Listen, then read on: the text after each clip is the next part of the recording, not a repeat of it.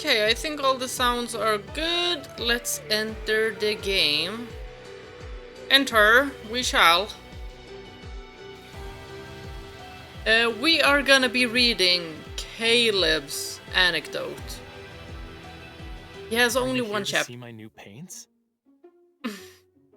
What did you do? Look at him! Oh my god, he's so cute! He looks like a cat! I have no grand ambitions for artistic recognition. For me, painting is just a form of self-expression. I once saw an otter that hugged a fish.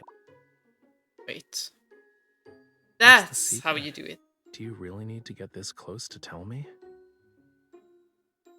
I was gonna tell you, you look super cute today.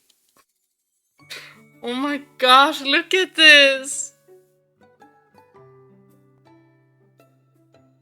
It's been so hot recently. I'm thirsty.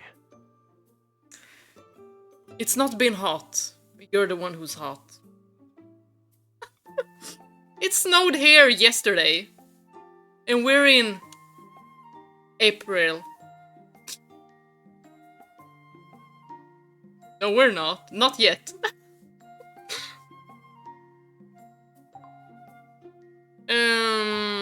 Let's go into... I got so distracted by Raphael. Anecdotes. Caleb. We're doing Caleb's Anecdotes. Anecdote, because we only have this chapter. Pathless Realm is the story. And Silas also only had one story. So let's jump straight into it.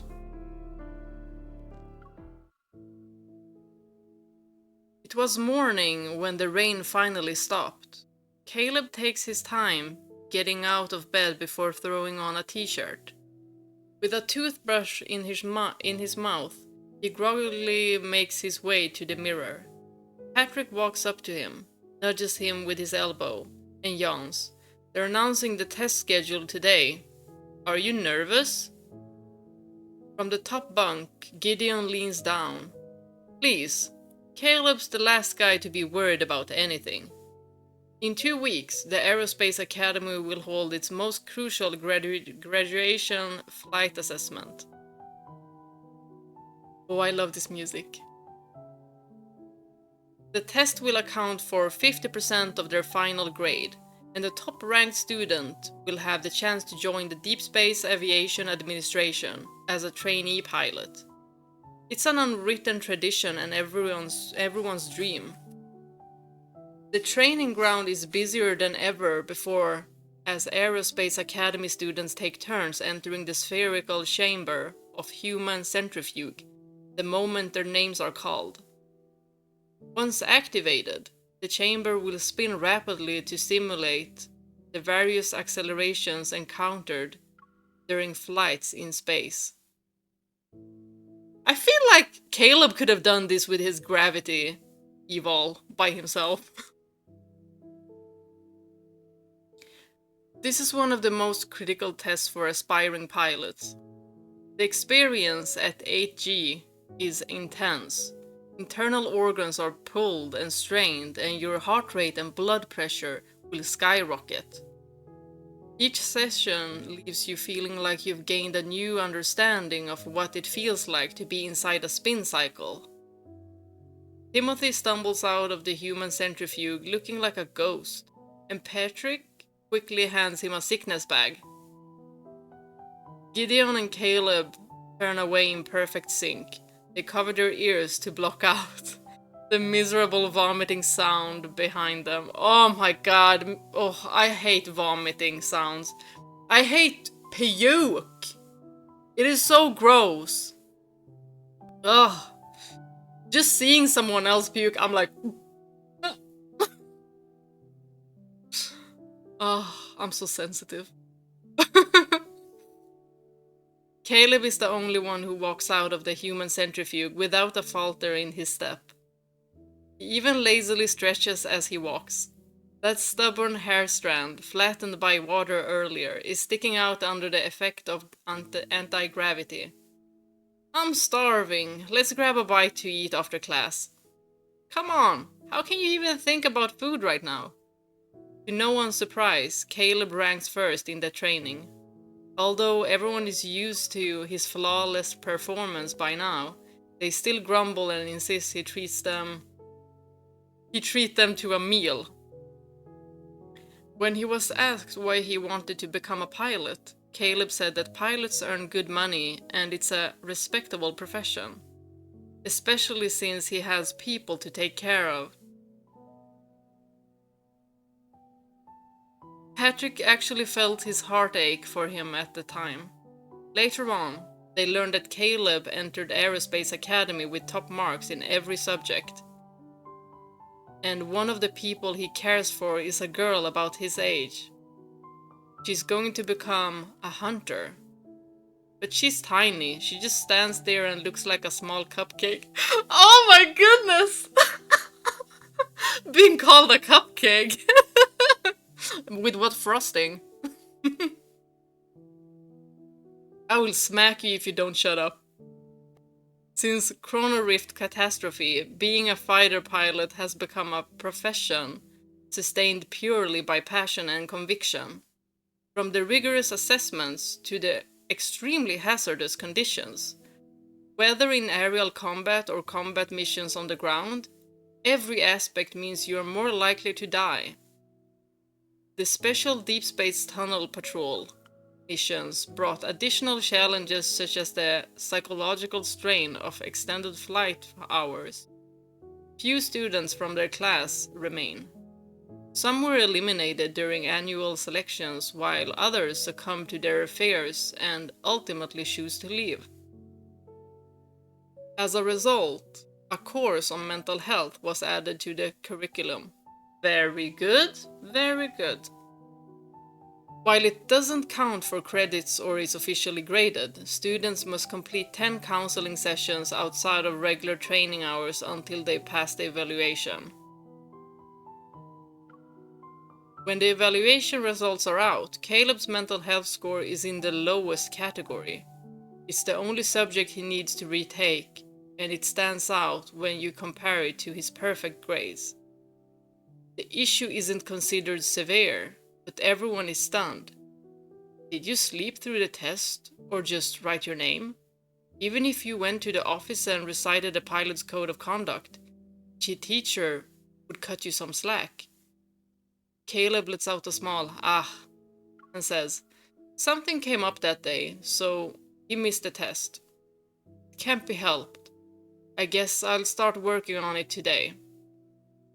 Gideon sees the test results on Caleb's phone and quickly scans through the multiple choice questions before his eyes land on the essay section. The prompt is as follows: what do you consider to be the greatest challenge during flight missions? Caleb's answer was, "It's hard to get home on time." This cutie! Oh my goodness!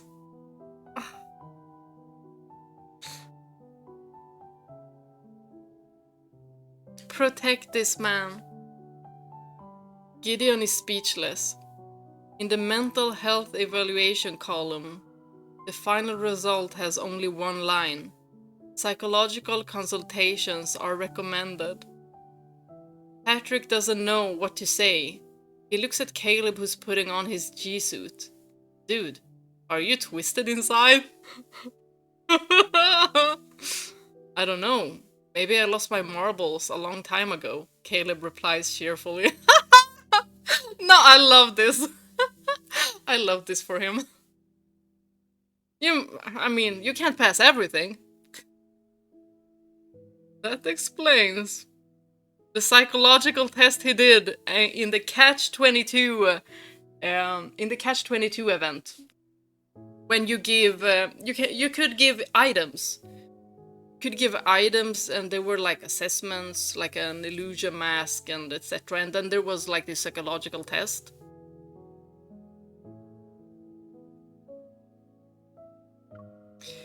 dreams. Among these 4 dormmates, Timothy is the odd one out. Born into a family of fighter pilots, he scored perfectly on every theoretical test, but consistently ranked last in practical assessments. If he were to be honest, he doesn't like Caleb. How can you not like Caleb? He's such a puppy. Whenever he hears others praising their rising star and lowering their voices when he's nearby, Timothy can't help but compare himself to Caleb, and Timothy always comes to the crushing conclusion that he's not even close. If he can't easily win, then he'd rather lose with apparent indifference. This is a defense mechanism carefully crafted to protect his pride. In the quiet hours of the night, specifically after his 3rd attempt at the human centrifuge, he stumbles to the break room while clutching his violently churning stomach. He's exhausted, physically and mentally speaking. Make matters worse, leaning against a locker and watching him with concern is the last person he wants to see. Caleb, what are you doing here? Caleb sets down his carefully made but bland-tasting meal and hands Timothy a drink with electrolytes. I had to come in for my mental health interview. I haven't eaten yet. So, do you want some? No thanks. Someone like you would probably get pulled into the team as a rare talent even if you failed, since you have the gravity evil and all. Noticing the bitterness in his voice, Timothy quickly says in a casual tone, "But if you don't pass the assessment, then the rest of us will be failures. You act like nothing matters to you, so what's your actual reason for becoming a pilot?" Well, I guess it's my childhood dream. With his G-suit half undone and hanging loosely at his waist,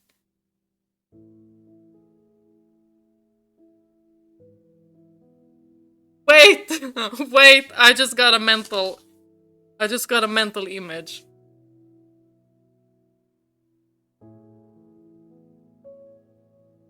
Okay, we can continue. With his G-suit half undone and hanging loosely at his waist, Caleb leans back on his hands and he sits on the table. That didn't do it any better. Oh, why is my mind like this? Oh, please, girl, get a hold of yourself.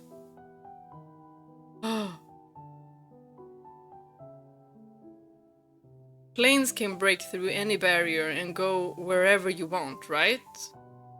Is that it? It does sound like something from an essay you'd write in grade school, doesn't it? He chuckles.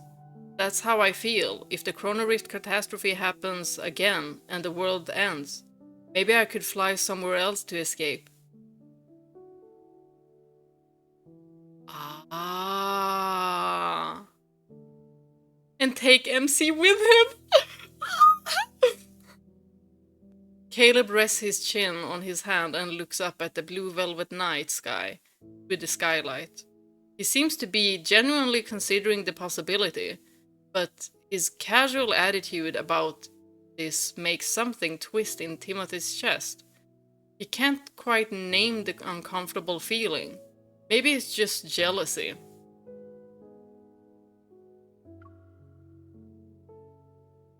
Whether those words are true or not, speaking so openly about one's dreams takes immense courage in his eyes.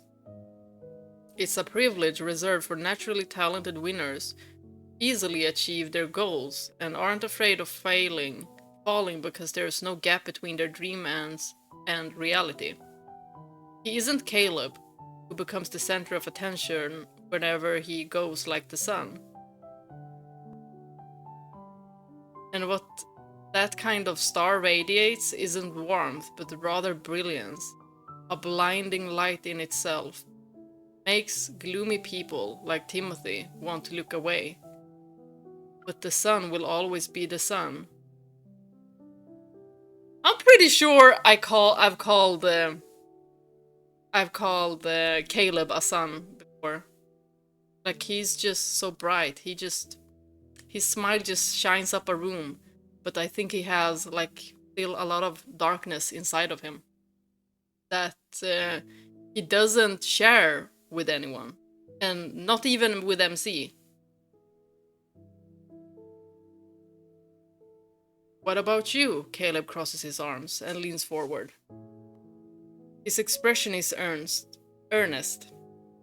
Timothy hesitates before answering.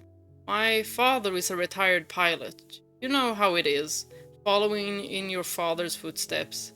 I don't really have any dreams of my own. Huh? That's actually pretty sad. Like, having to follow in parents' footsteps just because the parents did that. Like, what if you want to do something else? I think people like that, in that kind of position, look at others and are like, oh, they really can do whatever they want. They can study whatever they want. They can go whichever path they want, but I can't.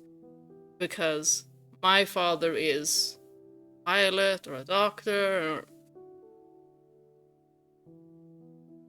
That's pretty sad. But if you want to, then that's a completely different thing. But with this guy, with this Timothy, he seems like he did not wanna go this way. Or maybe he hasn't even thought about what his dreams are. And that is okay. I mean, people are so quick to tell you, like, you need to have dreams now and you need to set goals now. Why? I mean, you can have a goal, like to have good grades, so you can then choose whatever you want. But it's usually like in high school, like in middle school, high school, where they're like, oh, you need to get really serious, you need to be like an adult, and you need to pick what you're gonna study. And like, when you're in high school, you're just a kid. High school here, I don't know if high school here is the same age as high school in the US, for example. Here I think you start at 13 years old. Yeah. So you're just a kid. How are you supposed to know what you want to be when you grow up? And also, what if that dream changes? But still, it's very good to study. Study hard and then you can choose. Pick and choose whatever you want. And then, don't feel bad if you have to pick something else. Like, if you are studying for something and then you enter university for that specific dream you had. And if you feel like it's been a year and you feel like this isn't what I'm supposed to do, quit it and study something else. Because if you already feel like this is not my dream, I don't feel passionate about this, then you won't be happy. And spending 8 hours a day at a job that you dislike and you don't feel fulfilled with it,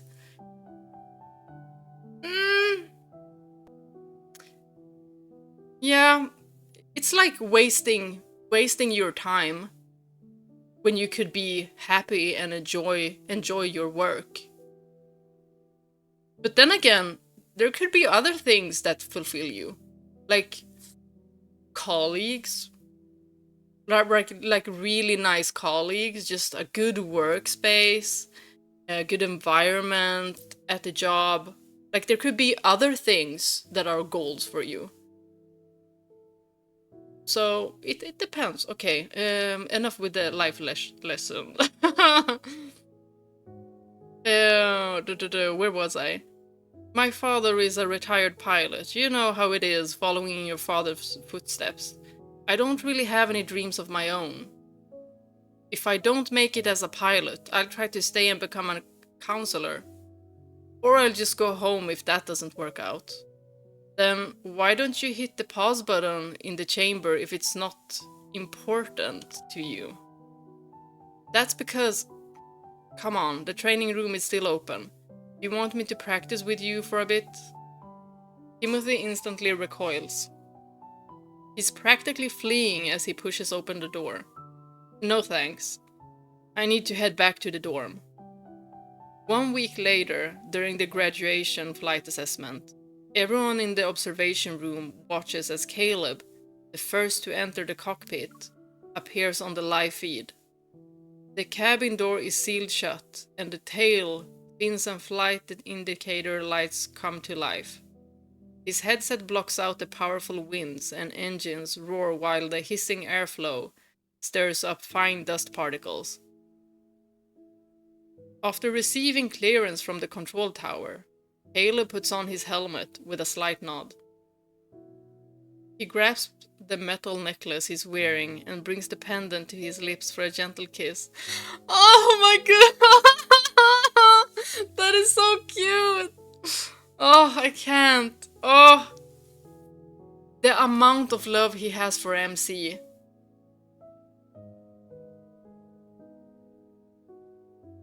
You cannot tell me his life does not revolve around MC. Like everyone else has had a separate life. But Caleb? MC is his world. Must be nice. It's a ritual he performs before every flight during the final countdown. He lowers his helmet visor. Weather data and route information are reflected in his pupils.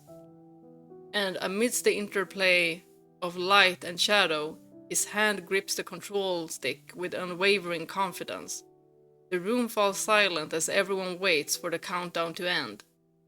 Noise suppression system activated. 10 seconds to launch. 5 seconds remaining. 3 seconds remaining. 3, 2, 1. Next one. The aircraft smoothly rises through the blanket of clouds and gradually flies in the pitch-black deep space tunnel. That deep space tunnel, I feel like it has such an eerie feel to it. Like what happens there? The familiar sensation of weightlessness creeps through Caleb's body and mingles with a thrilling reverberation. It is as if humanity's most primitive curiosity and desire for exploration that's encoded in their genes is being awakened. Caleb loves this feeling.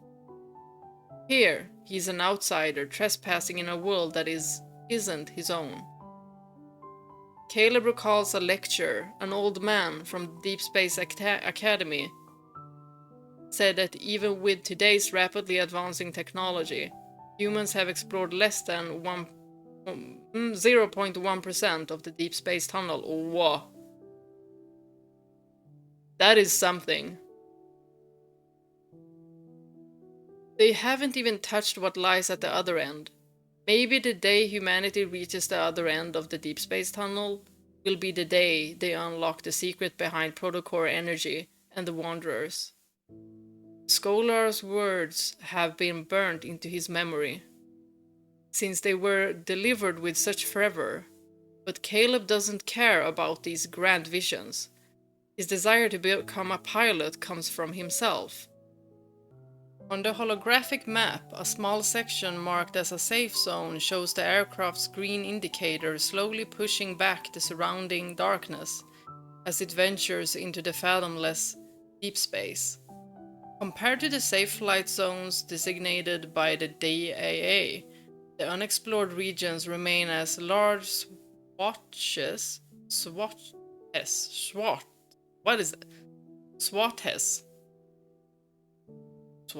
of darkness? I'm thinking swatches, but It is not spelled like that. Swatches of darkness on the map. The mission is to recalibrate the navigational beacons along the flight path. The environment in the deep space tunnel is complex, and previous explorers have mapped out the currently known routes. These beacons serve as signposts. They're like guides who lead others through a desert. The patrol aircraft's tail sensors are tasked with recalibrating 7 beacons. The first few are completed without a hitch, but for the final one, the aircraft's wings start shaking violently. Storm particles batter the cockpit windshield, hammering against it like a tempest. At the same time, the observation staff notices something is wrong. The video feed goes dark. The protofield anomaly reading spike, and the signal begins cutting in and out. Caleb, return to the base immediately!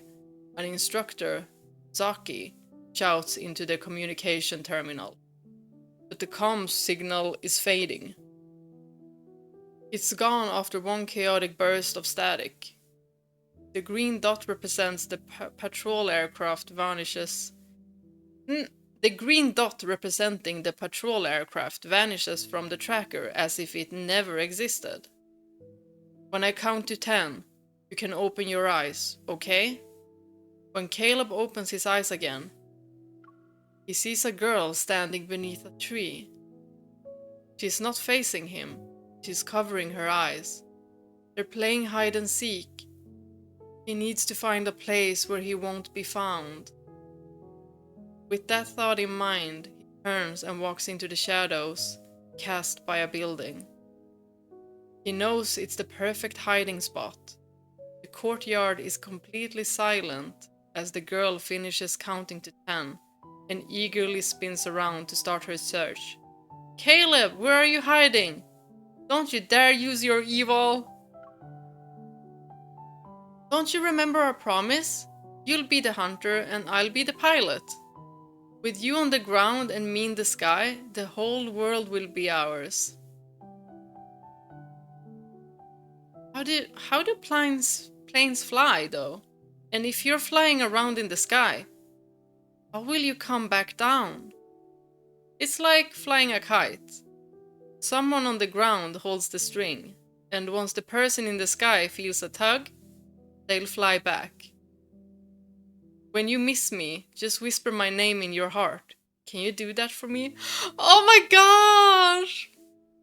He said that the plane is like a kite, and then once the person in the sky feels a tug, they'll fly back down. And then he's saying, just whisper my name in your heart. It's like she's the one holding the kite, aka the plane. And whenever she whispers his name, he will hear it and he will come down. Oh, he's so precious!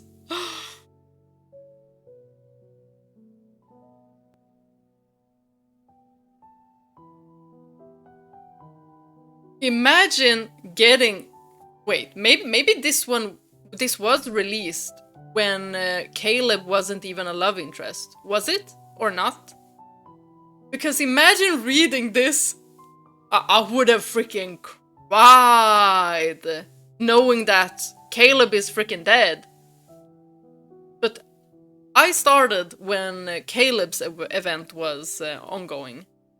So for me, he was always there, and I knew that, we're at his event. He looks a little bit different with his arm in the wish pool. Other than that, I was like, that is Caleb. When we got to meet him. But this is so sweet. But the ground is so far away from the sky. What if we see each other less often? Oh! And that's why he wrote that on the essay. Oh! I can't. He's such a romantic.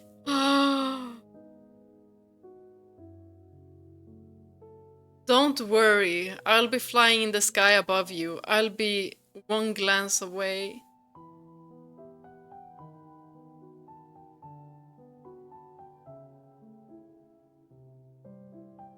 He regains consciousness, but his mind still lingers in the hazy realm between dreams. He doesn't know how long he's been unconscious. Multicolored indicator lights flicker weakly on the control panel. They're the only signs of life in silence. The protofield's turbulence completely disables the navigation system. And while he was unconscious, the emergency survival protocol was activated to maintain cabin temperature and differential pressure. The backup fuel reserves are almost depleted. Prepare for failure before departure. That's the first lesson Caleb learned at the Aerospace Academy. But he doesn't want to fail. He only wants to win. With most of the power systems shut down, only the weak distress beacon remains lit in the patrol aircraft. Like a paper boat that has no way of knowing when it'll reach the shore, the aircraft drifts alone in the depths of the deep space tunnel. Removing his noise-cancelling headphones and visor, Caleb sees his reflection in the cockpit's transparent glass. After thinking for a while, he decides he should write one last letter. Until now, he never imagined death. To him, flying always felt like a life-affirming chase of freedom.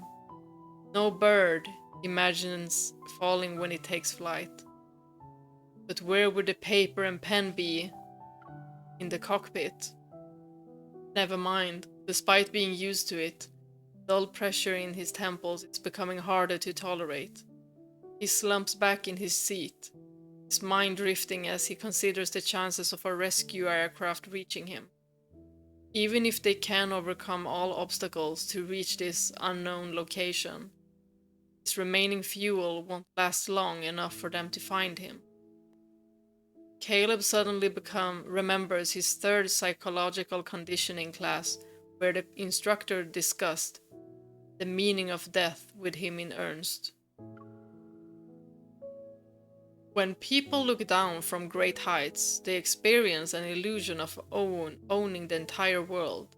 It's a powerful feeling where everything within sight belongs to them, as if there were no darkness too deep to dispel, no boundary too wide to cross. Nah, I would not be in that state of mind. I would have freaking fainted because, I'm very afraid of heights. But for humans, flight itself is ultimately an illusion, one that always carries the risk of falling. Every flight could be a one-way journey. You must find your own reason to keep going. Guys, we all know his reason to keep going is MC. His hand moves to his chest. The necklace pendant engraved with the words, "When you come back," still rests closest to his heart. He can still feel the lingering warmth from when those fingers brushed against his skin. Oh my gosh! For how long has he loved her?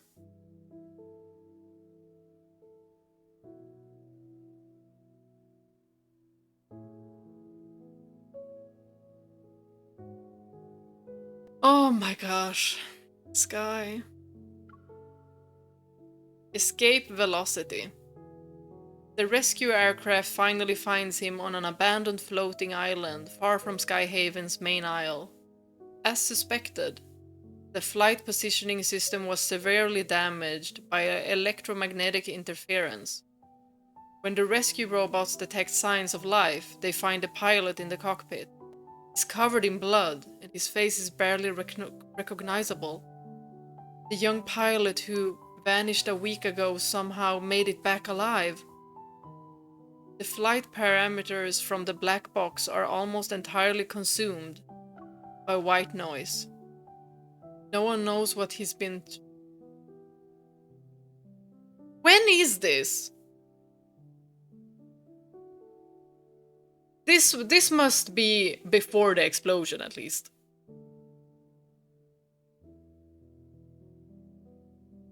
And I'm feeling like he probably didn't tell MC this,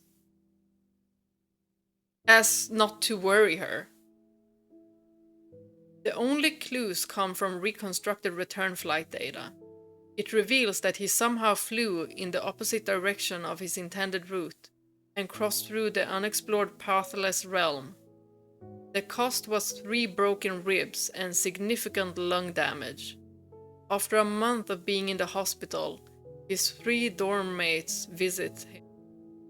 They heard about his injuries from their coach, and each step to his room was heavy with worry. Concerned, Gideon turns to Patrick. When we open the door, stay calm. It doesn't matter what we see. Patrick nods.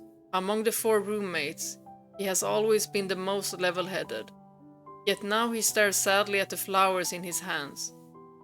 You think he can even hold these? After what happened to the aircraft, who knows what condition he's in? Timothy remains silent. Usually, he would take pleasure in seeing his rival's misfortune, but he finds himself wrestling with complicated emotions this time. Even if he doesn't want to admit it, he thinks a brilliant rising star shouldn't fall from grace like this.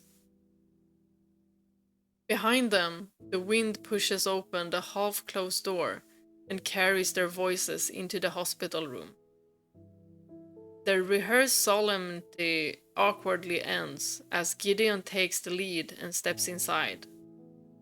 Sunlight filters through thin curtains and illuminates the game controllers and comic books scattered across the hospital. Despite the IV being fixed to the back of his hand, Caleb is holding his phone between his ear and shoulder. He speaks in a cheerful tone. Got it. When you're at my graduation, I'll make sure you get a front row seat. How does that sound? Yeah, someone's here to get me for training. I'll go home for my next break, and then we can go anywhere you want. I'll follow your lead. As he hangs up, Caleb finally notices his 3 visitors standing still in the doorway. He was definitely talking with MC. Definitely. I feel like watching the cutscene again before the explosion. I will definitely do that. Definitely. Move my chair! Here. Didn't go out of camera, did I? Think I did. They're clutching fruit baskets and flowers after enjoying their rapidly changing expressions for a bit. He pauses for dramatic effect.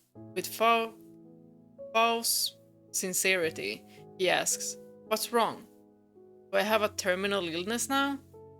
Caleb survived virtually unscathed. And during this month under surgical observation from the orthopedic medical team, his vital signs miraculously returned to normal. While the hospital equipment detected that his body had been exposed to some unknown electromagnetic radiation in the Deepspace tunnel. Current observations show no negative effects on his health. What if that did something to him though, but they don't know yet? He might even be discharged after 2 weeks. Hearing this, the gloomy atmosphere disappears. Gideon pulls up a chair beside the bed and eagerly gets into academy gossip. Only Timothy remains quiet, falling into his usual role as a background character. When he first heard about the crash, his initial disbelief quickly spiraled into despair. So, what's actually behind that no-fly zone? Some super ancient wanderer? Or is it a legendary gateway to another dimension? I saw people from a civilization on a higher plane of existence. They keep glowing prokaryotes as pets, and they invited me aboard their spacecraft. Really? What did they look like? What did they tell you? If you want to know, you have to fly there yourself. Wait. You just made all that up, right? When visiting hours are over, Gideon and Patrick share their good news. They both passed their flight assessments while he was recovering. They might even meet up at the DAA in the future. When Timothy notices Caleb's gaze turn to him, he forces himself to reveal a sheepish smile. Me? I'm not taking the assessment anyway. We should go. In the elevator, he realizes he left his withdrawal application in the hospital room, when he was in a rush to leave. When he reluctantly returns, Caleb is still resting against the bed with his eyes closed. Why are you giving up? Caleb asks. He seems less concerned and more curious after the accident. They lowered this year's flight assessment difficulty. Gideon and Patrick performed well, but Timothy still couldn't reach the finish line within the time limit. Admitting this in front of someone would be murdering his reputation and pride. He turns and looks at Caleb for a while. But Caleb just watches him curiously from the hospital bed. It's as if he can't imagine the reason. Unlike you, I'm not one of the fate's chosen ones. It's so easy for you to claim victory, even in moments between life and death. You somehow manage to slip away. This reminds me of his story as well. Like the way they found him alive. But I feel like he definitely sacrificed a lot to be alive. A lot more than we know from the main story. That's what I believe. He heard bits and pieces from Zaki about how Aerospace Academy immediately launched a rescue operation after the accident. They used the final navigational data from the beacon to track Caleb down. In one of the Deepspace tunnel's unsafe areas, the aircraft's autopilot miraculously held out for dozens of hours and carried him through the turbulence. I was lucky, huh? Surviving the Deepspace tunnel and getting back safely. Caleb's tone is casual, but the mirth has faded from his eyes. That's why I deliberately cut off the signal. I gave up on coming back. The fuel was below 10%. Even with the minimum power mode activated and the aircraft systems only running its most essential functions, it wouldn't buy a lot of flight time. Instead of waiting for rescue, I thought I could take a chance. Aren't you scared of dying? I am. Terrified, to be honest. Caleb calmly looks at him and smiles. But my desire to reach my destination is greater than my fear of dying.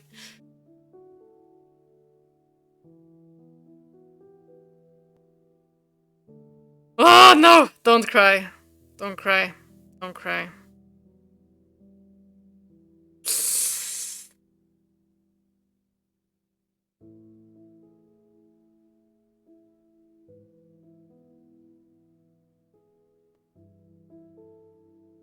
I can feel how much love he has for MC, and it is so admirable.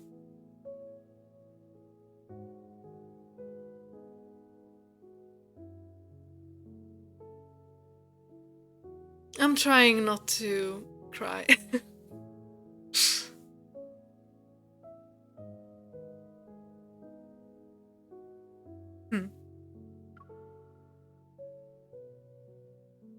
Arrival.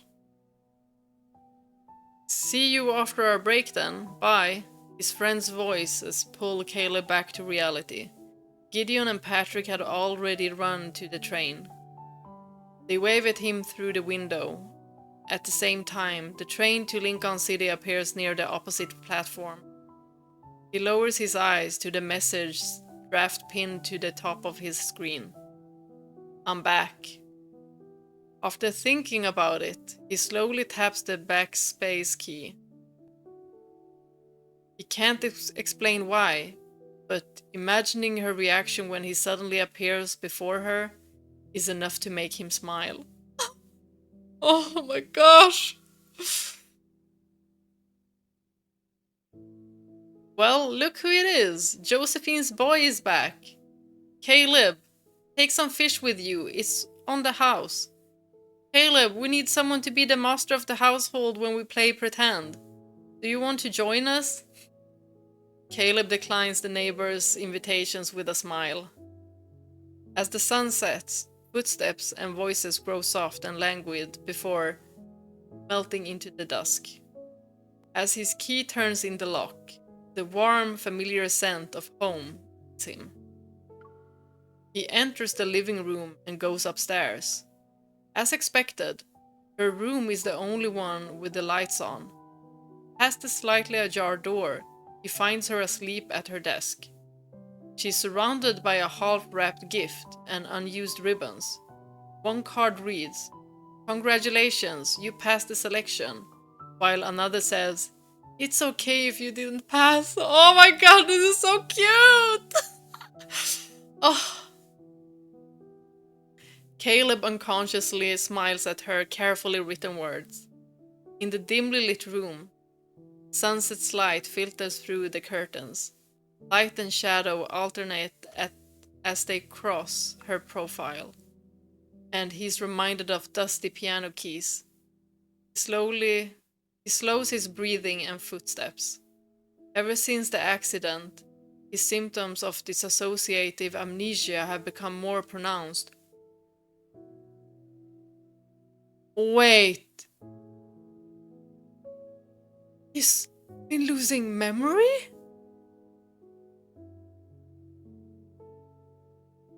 Oh my gosh. I'm just thinking about it now. The way he must be like repeating stuff to not forget about moments with MC.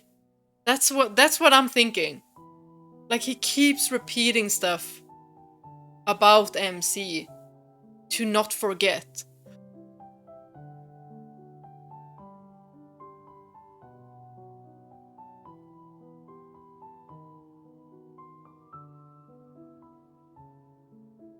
Chaotic dreams are more frequent occurrences. The doctor says these are common after effects of deep space tunnel navigation, and a full recovery will require an extended period of rest. The medication has sedative properties with low fever or drowsiness as side effects. It's important not to use it too often to avoid dependence. Evil monitoring experiment number 742 will now commence. The test subject is donor 002. The subject's age is approximately 9-10 years old.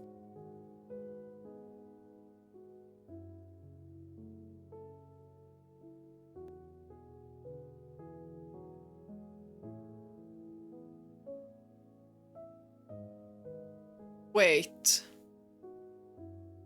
742 evil monitoring experiment. Does this have to do with Caleb and her? Several pairs of hands methodically attach data monitoring at electrolytes to his temples. The door closes. The pure white room, a mechanical alarm clock sits in the center of the table. Its second hand ticking in a silence you'd only witness in a vacuum. Under multiple gazes, he raises his hand. Within moments, an invisible force compresses the mechanical clock into a metal sheet as thin as a cicada's wings. Time seems to stop. Okay, it's his evil. He knows he's always been good at destroying delicate things. The people behind the observation window say that the test subject will become a force comparable to a black hole given time. Not even light could escape it. That is a very threatening evil. The dream shifts, and shadows swallow everything again. He pilots the patrol aircraft alone through the deep space tunnel. Darkness surrounds him. Human existence blurs in absolute silence. He is reduced to an insignificant pixel, a disconnected signal in this vast universe. He thinks he hears a voice ask him something. Does it hurt when you fall? Are you scared? In the darkness, someone takes his hand. Their touch is tender, gentle. No matter how many times it takes, I will always catch your hand. We'll always be under the same sky. Then the warmth of the touch vanishes. When he opens his palm, he sees a seed gleaming with a silvery white light. Something he's never seen before. Like a tiny gift. The next moment, boundless darkness closes in around him. Cold and silent. It grips his throat and slowly chokes him until he can't make a sound. These memories seem to be the only thing he can hold on to. Oh my god, he's struggling.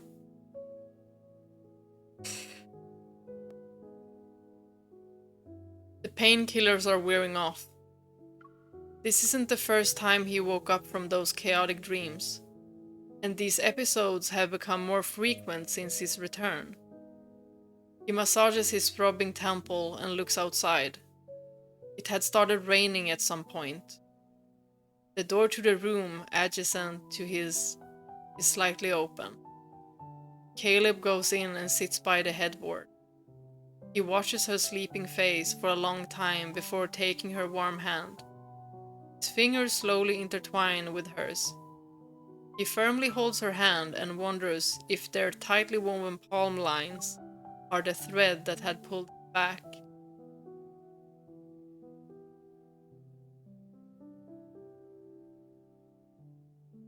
Oh my gosh, I feel so bad for Caleb!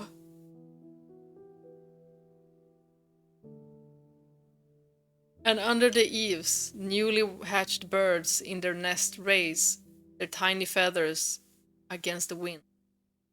Maybe the fledglings will grow strong, new feathers, and leave the nest after the rainy season. Do humans become attached to things like baby birds? He isn't sure. Maybe he's a trapped bird. But outside, it's raining. It keeps raining. Forever and ever. Maybe they'll fly their separate ways once skies clear. Graduation ceremony. The next time Timothy sees Caleb is at the Aerospace Academy graduation. When the DAA published their selection list, Gideon's and Patrick's names appeared. But Caleb's name was nowhere to be found.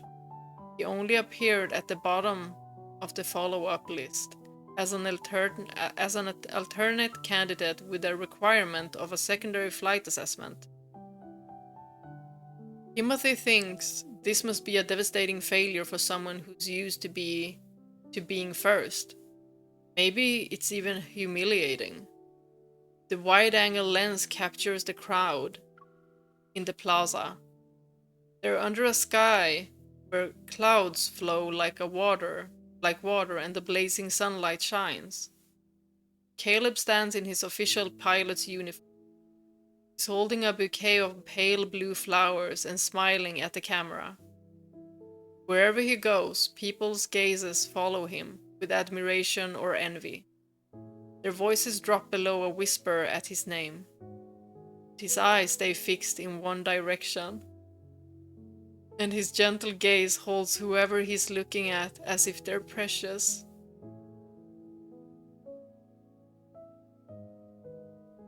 Oh my god, protect this man! Oh. I'm about to wake up everyone here. Oh. You didn't contact me for 2 months. Are you actually not going to explain where you went? I told you it was an intensive training exercise for situations where I'd be isolated. No communication devices were allowed. Really? Don't lie to me. I'll ask Gideon and the others. Go ahead, I'm telling the truth. But why are you on a first name basis with them? Am I not enough? Oh my gosh, I love Caleb. Oh. Come here. I got this huge bump in the training chamber. But here you are, not feeling sorry for me in the slightest. She doesn't know what happened, and he will never tell her about it either. Maybe in a specific card he will? Really? Let me see. What bump? Is this a pimple or a mosquito bite? Caleb, when did you become so fragile? Can sheer determination carry someone through Pathless Realm? He used to think that starting a journey was important. The path itself was important, but in the end, he understands that knowing who you are and where you are going matters more than anything. After signing the transfer application and dropping his locker's ID card in return bin, he feels a weight be lifted from his heart. If every flight route has a destination, then maybe he never found his because this wasn't his path to begin with. Oh, how philosophical. I really wanna go back to Caleb's cutscenes. So we're gonna do that. Give me my crystals first. Should we maybe play with him a little? Yeah. Let's do that first. I'm thinking we should. I mean, claw machine. We do claw machine once. Do we want to do the dynamic one? So let's do this one, and then also kitty cards. When we were kids and you brought me here, I never caught a thing. Well, we didn't have the necessary skills back then. So growing up makes us good at getting plushies? Not really. But growing up means we can find other methods to succeed. Like you're evil! You always had better luck than me. You can go first. Really? I wanted you to go first. Of course. Okay then. I wanted him to grab stuff for me. I'm a master! Oops. Oh my gosh, I'm gonna wake everyone up. I don't think my parents are. No! I was so close! So close! If I get this one, I'm gonna give it to you, Caleb.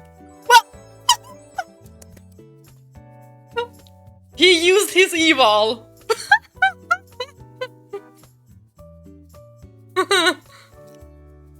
How do you know?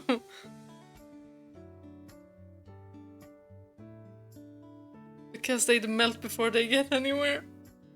Oh, you smarty pants! Oh! Cute! A little baby pig. I'm not too far away, am I? Yes, I was! God damn it!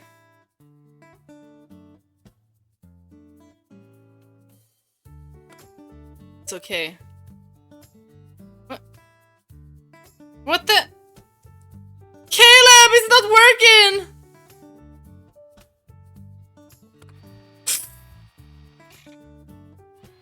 I couldn't. Wait, did I accidentally? I could have accidentally pressed.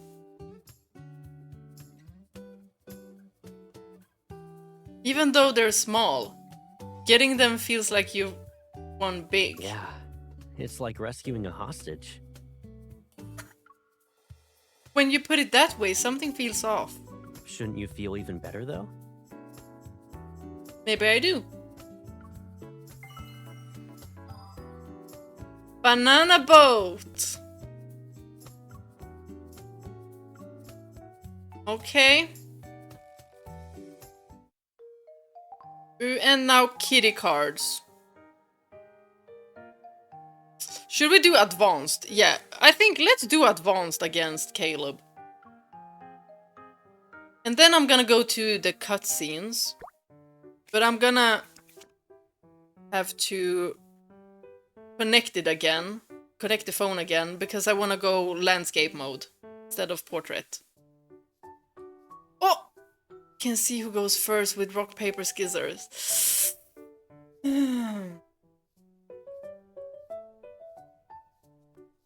I feel like he's gonna go with paper because paper planes. Ah!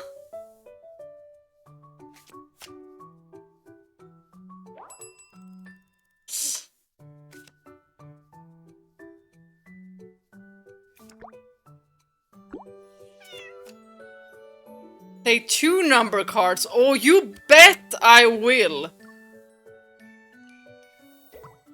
Ah! Huh? What's a...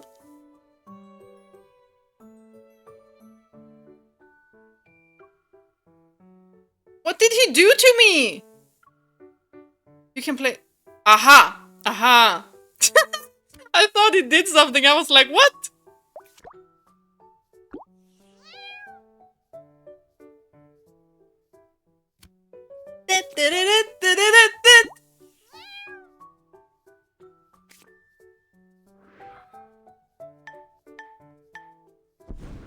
Ah! Caleb!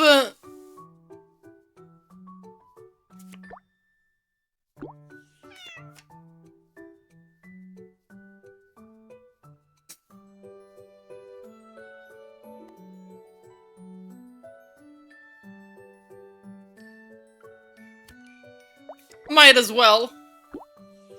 I'm not Sounds giving like this to something a you. teacher would say before an exam. Maybe I am. No!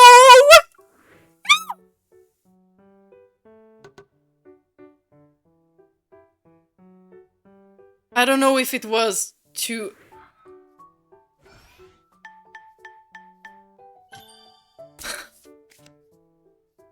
I knew he would get that one. I knew it!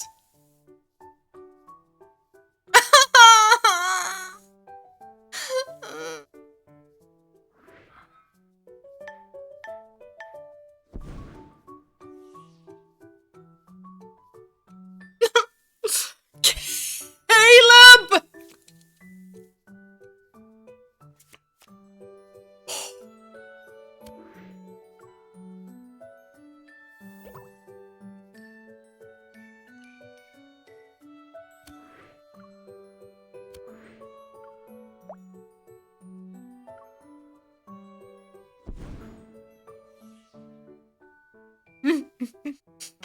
At least we can win!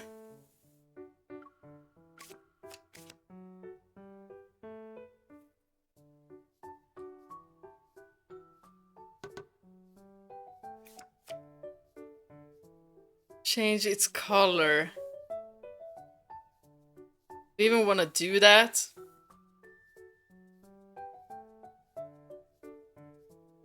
Maybe I do wanna. This one.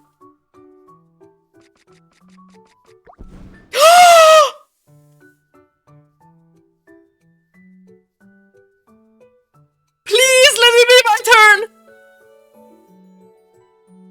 Oh. I need to end first.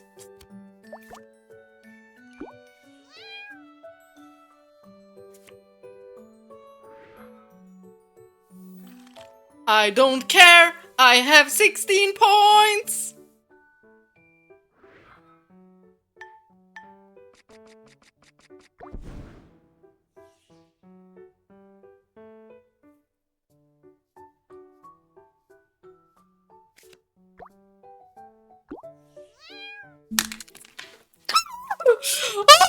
I cannot believe this!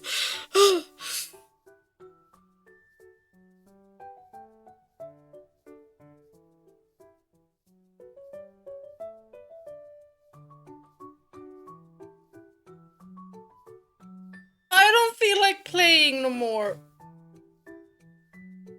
Caleb, this ain't funny. You dropped one of your cards. Oh my gosh.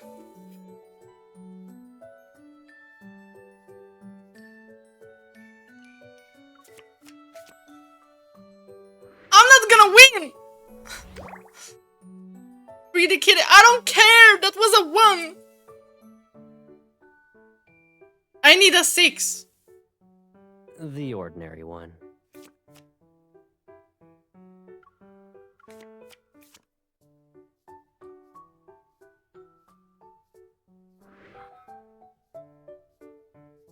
Hell no!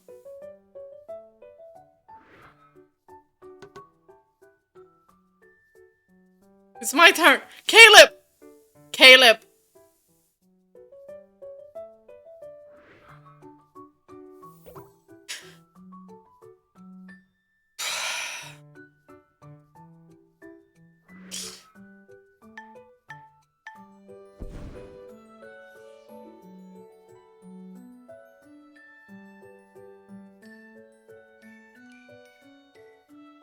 He's so savage. Caleb, don't you love MC? Oh my gosh, why is he like this?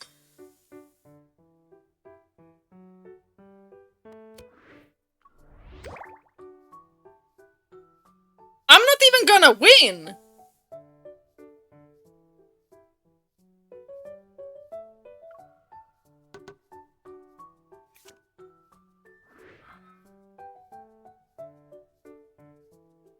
Doesn't matter.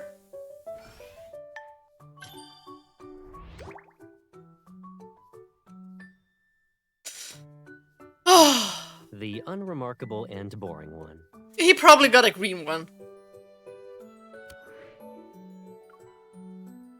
No, I don't want to use it. Oh, I just want a green one. Caleb, okay.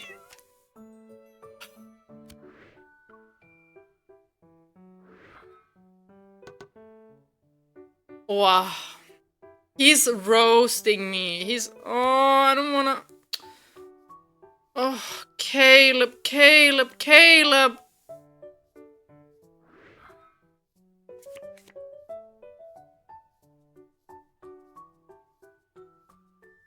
A little greedy. He's saying he's a little greedy. I have 4 points. He has 16 points. My brain and hands have gone their separate ways. Do you know of a way to help them reunite? Let me win next time? I might need some outside assistance. Alrighty then. Maybe you can start with giving me your hand first.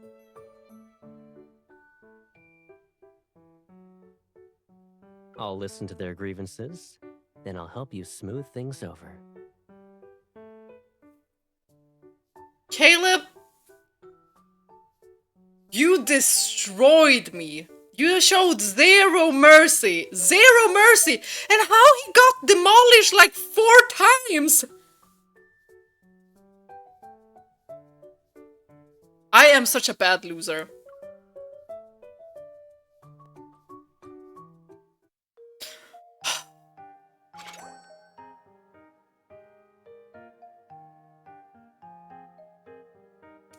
Let's pick this one. What? Why is he always like this?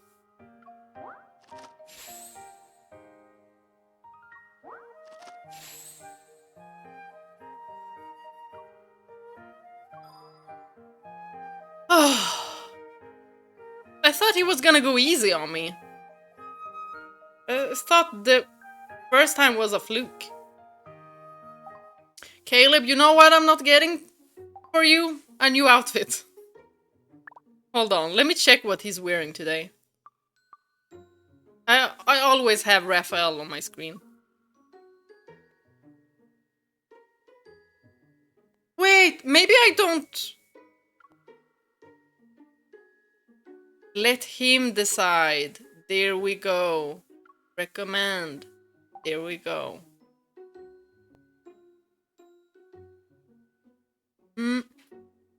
Let's do the heartbeat. Dang. I got so low.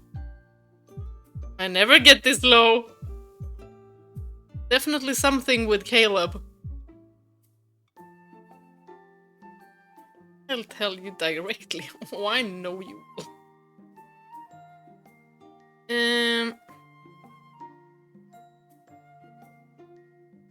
Haven't done this one. I seem to be missing your messages lately.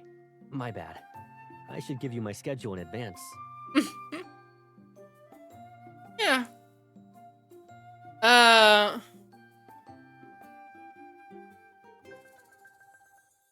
want you to meet... Is your family visiting?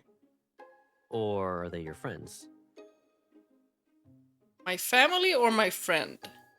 Who's he meeting? My friend. Should we let them know about our relationship?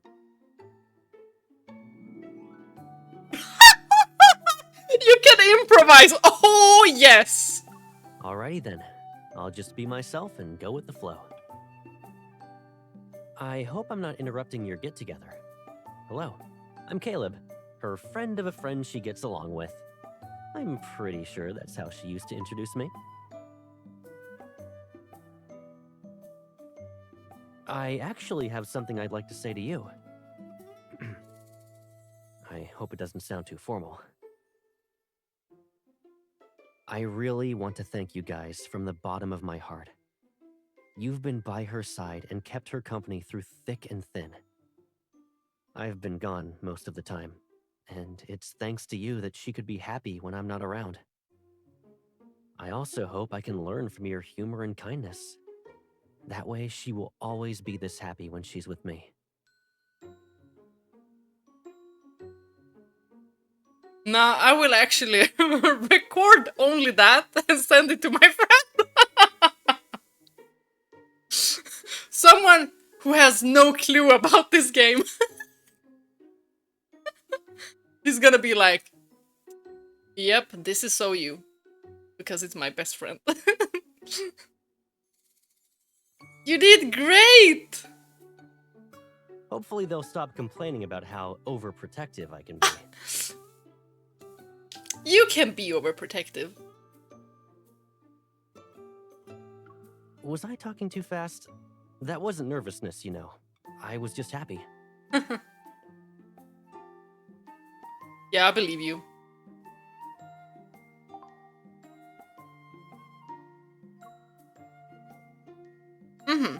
Just go back to it. Okay. This is the first time I'll be meeting your old friends with my new role. As a boyfriend. And now we did that one.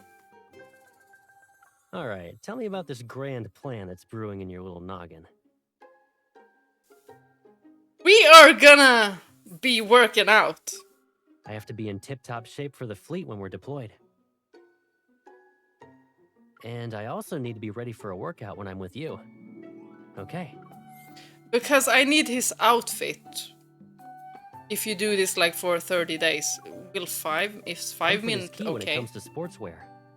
I'm gonna change into something lighter.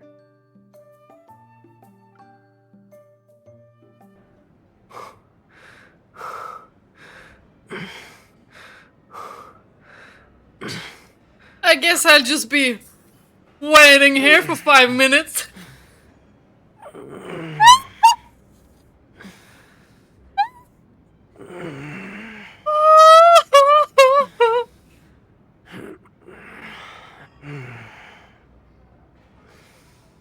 But Zane's is freaking wilder.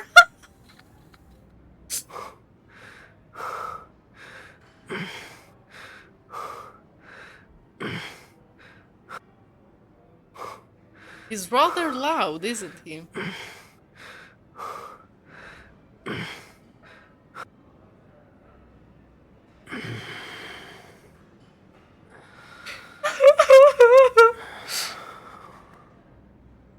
No, but I love that you can see his abs under his shirt.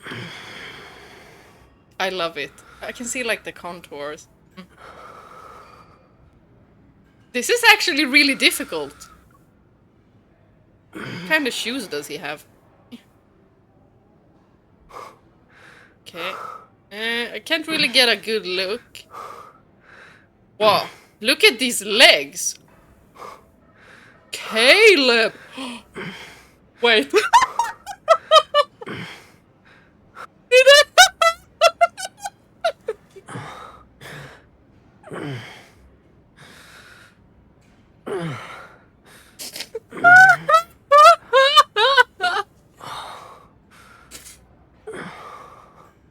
Guys, what did I do? Why did I find a different angle?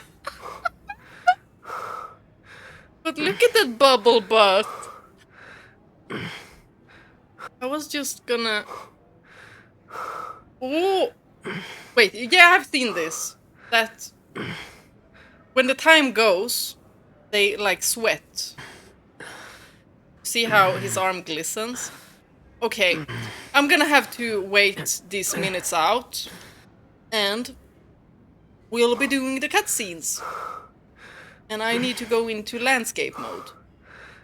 Okay, I didn't find the keyboard, but I found a smart pen that you can touch with. So, should work. Perfect. I'm using the cover screen. Maybe I can show you. You've been deep in thought for a while now. You Look at still this. haven't picked out the dream you want for tonight? And using it like this makes it go into tablet mode, like landscape mode. I tried it out also with the Samsung Dex. The Samsung Dex mode that was built in. Not really the Samsung Dex mode, but it said new Dex mode. You've been But deep in thought for a while now. It's You it's still the haven't picked same out the dream resolution. you want for Everything is tonight? the same. So I was like, let's just keep it like this. Because then I can see the parameters on my recording as well. So I see that it's actually recording.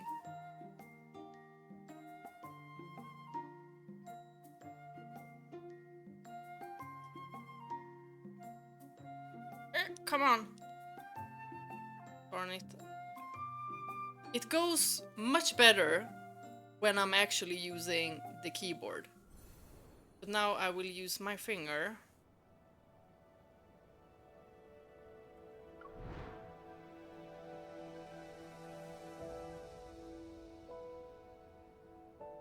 Well, when it's smaller parts I need to click with, then it's this one. But I also have like this extra screen on the cover cover screen, just so it doesn't break easily. It was under this. Where was it?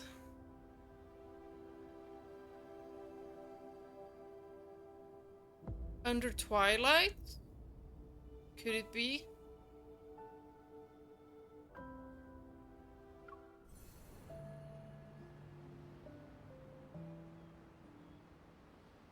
A real nightmare? Oh gosh.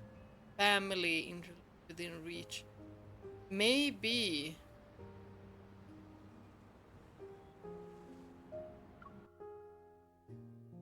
Maybe it's here.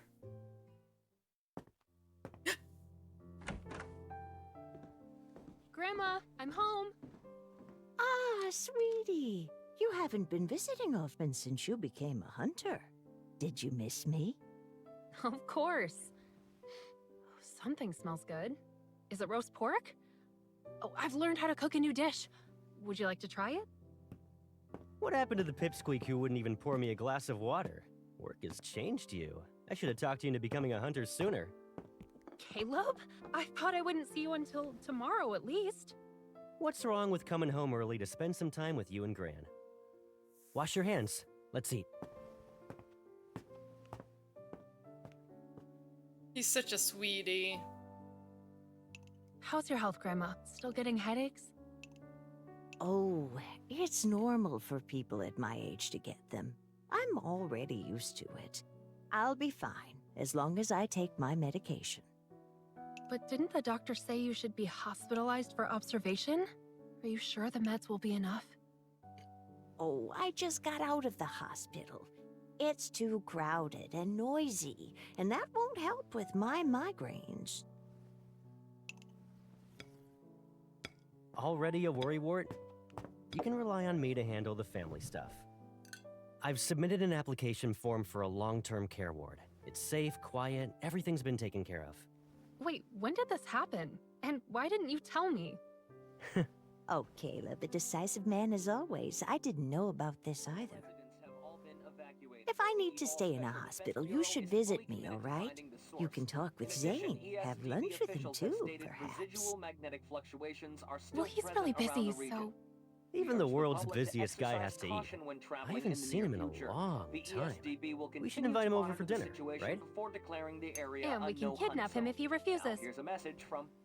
There have been many explosions recently throughout Lincoln Caleb's City. like... The Hunters Association has concluded these incidents are connected to Wanderers.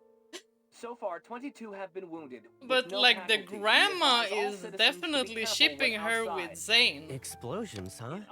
Hey, Pipsqueak, have there been a lot of active wanderers lately? Kind of. But it's fine.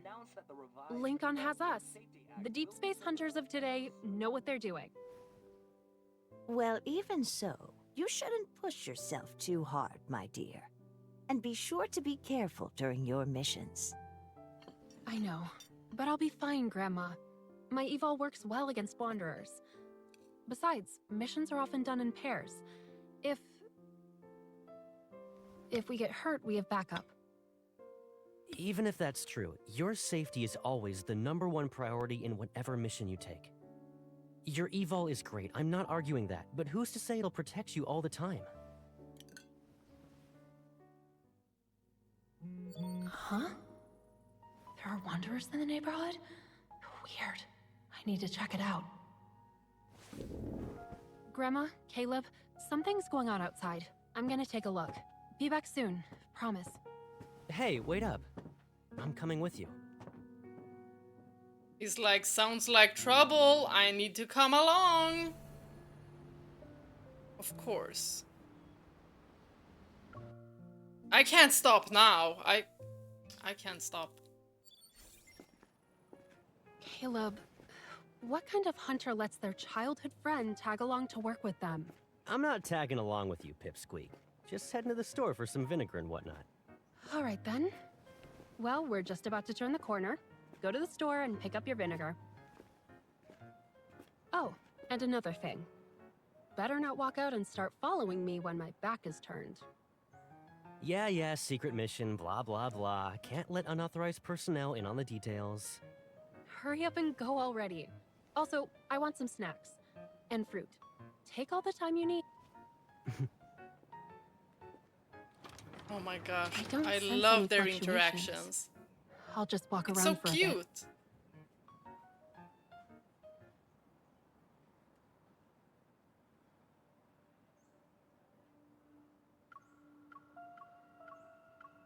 I need Caleb to come back. What?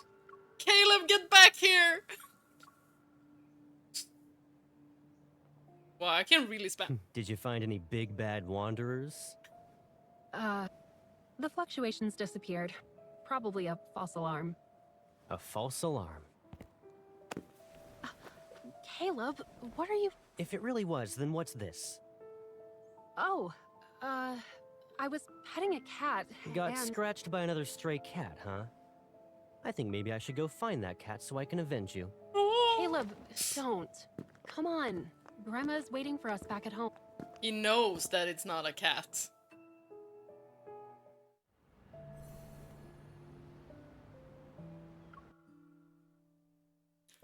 Now the next one. Caleb, I was telling the truth. It was just an accident. You and Grandma have enough to deal with. I understand you want to hide it from Gran.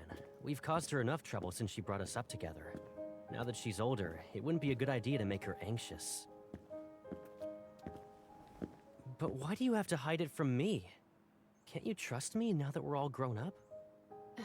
I don't want you worrying about me. It's not often you get to come home these days, so ruining the mood is the last thing I want to do. Also, I'm a grown-up now. I need to be the one making sure I stay safe. You can't protect me forever. Why is that a problem? If not me, who could you possibly turn to? He's like, it has to be me! What's wrong? You wouldn't understand even if I told you, Pipsqueak. Forget it. We've been outside for too long. Gran's gonna be worried. You're doing it again. Go inside by yourself. I'm not your sidekick. Fine. But hide the blood on your sleeve before heading inside.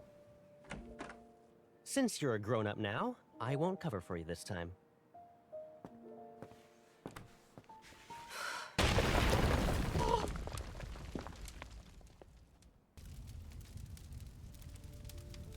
That's so horrible! Yeah. You Caleb girlies must have had it so tough. I mean, I came into this game knowing that he was alive. So when this happened, I was like, he's gonna come back anyway, so... But man, I would have been so sad to lose him like this. Because when I played this, I already like had a feeling that he would be my second main.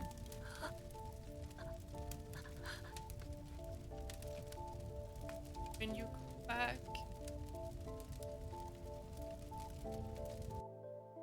Oh my gosh.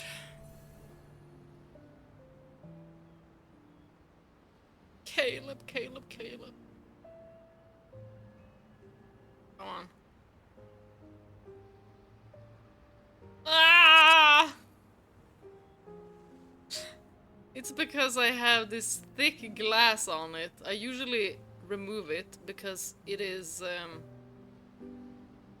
built in to... Ah, there we go. No! It's built into this cover. The entire case. So I can just like remove that cover and the extra glass is removed. So then it is really sensitive. So then I don't have to be like ugh, when I try to press anything up here.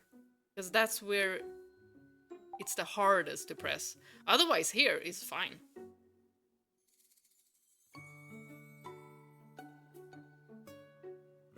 Look at this. You've been spinning for a while now. Can you still keep your balance? Don't worry though. I'll catch you if you fall. I know you will, I know. You've been spinning for a while now. Can you still keep your balance? Don't worry though. I'll catch you if you fall. Do we have something else we can do? What?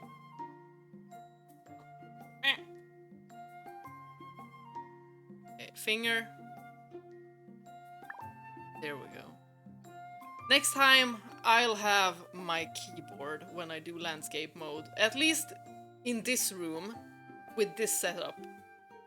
Because the setup you usually see is the other setup with a different computer, and I have everything set up there, so I don't move anything. I guess I lost our staring contest again. I think you won. I think my mind was drifting and my eyes were like, ah. They're all over the place, like usual. We have tapped on him. Try to hold it in your hands. If I like it, I'll capture it! Does that ring a bell? Caleb? Does that ring a bell? But for the butterfly, they may lose the will to live when their freedom disappears. True?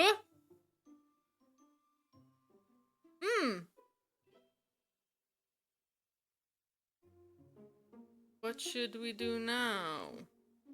Maybe, you know what? Maybe it's actually time to stop here. I think so. Thank you all for watching. Bye bye. And bye, Caleb.